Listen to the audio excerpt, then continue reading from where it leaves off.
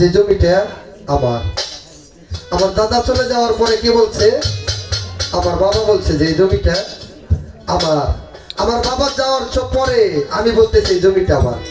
আসলে জমিটা বাবা কথা বললেন না, এই জমিটা বাবা কারো না, এই জমিটা একমাত্র স্রষ্টা। এই জমিটা কারো না, বাহ্যিক জগতের হিসাবে ক্ষণিকের জন্য মেহমান হিসাবে এই জমির উপরে আছি। বাড়ির পাশেই অনেক আছে, আগে কবরস্থান ছিল না, বাবা মাকে তার আত্মীয় স্বজনকে বাড়ির পাশে রাখা হয়েছে না গো বাবা? যাইতে দেখা হয়, ওই কবরটা থাকে কতদিন? 10 বছর, 20 বছর, 30 বছর, 50 বছর, 100 বছর, তারপর আর ওটার কোনো স্মৃতি চিহ্ন থাকে না। তাই বাবা আজকে আপনাদের এখানে আসছি, কালকে যার এক জায়গায় যেতে পারবো এটার কোনো গ্যারান্টি? এটার কোনো গ্যারান্টি নাই। তাই ওই দিক থেকে আমার বাজান ছোট আবুল সরকার একটু কালামে বললেন, খুব খেয়াল করে দাদা ভাই এই হারমোনিয়াম সাউন্ডটার জন্য মানে আমার থেকে বেশি না হয়ে যাবে। হ্যাঁ, আরে তুমি দেখা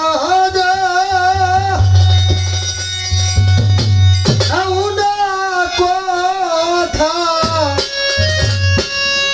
কৌনা বাজানো অবাগি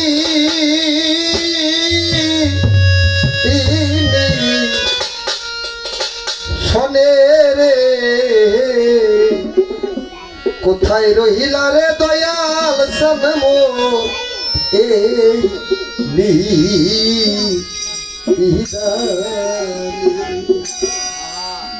একটি কথা বলি বাবা, এই কথাটাই গানের ভিতরে পড়ে না, তারপরে আপনাদের কাছে একটা অনুরোধ করে দিই।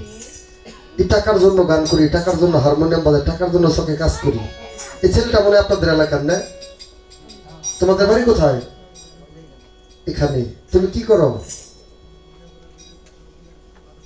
বাদাম বিক্রি করো না বাবা? অনেকে তো আমার 10 টাকা, 5 টাকা, 100 টাকা অনেকে দিচ্ছেন, তাই না?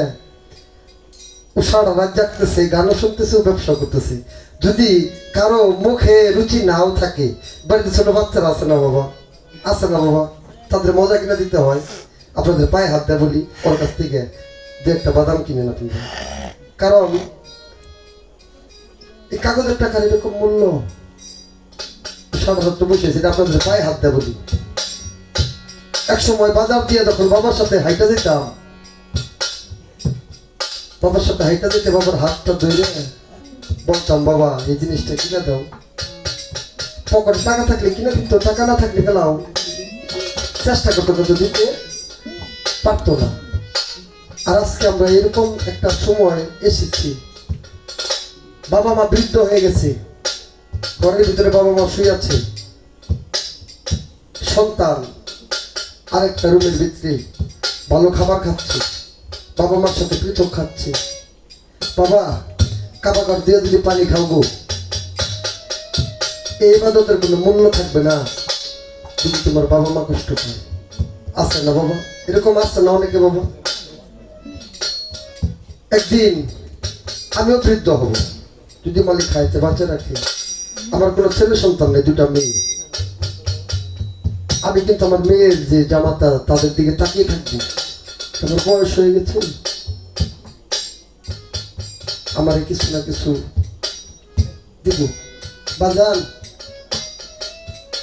যে হারায় নাই সেটার ব্যথা বুঝে, আর যে হারাইছে সে বুঝে। রাস্তা দিয়ে মাকে নিয়ে যাবেন, দোকানে ভালো কিছু দেখলে মাকে বলবেন, কিনে না দিলেন মা এটা খাইবে, মা কিন্তু বলবো না না বাবা আমি খাবো না বাবা। ওই মাটাকে জিজ্ঞাসা করবেন, কারণ এক সময় মা আপনাকে জিজ্ঞাসা করছেন, এক সময় বাবা আপনাকে জিজ্ঞাসা করছেন, বাবা কিছু খাইবে? আপনার সন্তানকে যেরকম আপনি দোকানে নিয়ে যায় জিজ্ঞাসা করেন, আপনাকে আপনার বাবা মা জিজ্ঞাসা করছে। তাদেরকে হারিয়ে ফেললে আর খুঁজে পাওয়া সম্ভব না। আরে তুমি দেখা কথা কৌনা বাজানো বাকি সহলে রে, তুমি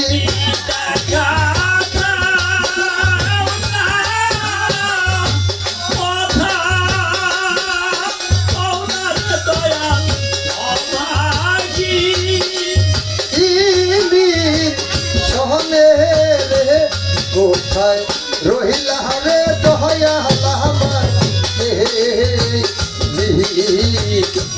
দানে কোথায় রইলা রে দয়া আমার এই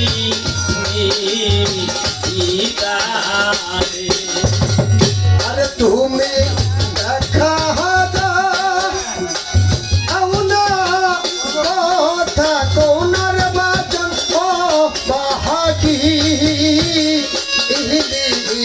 সহনে রে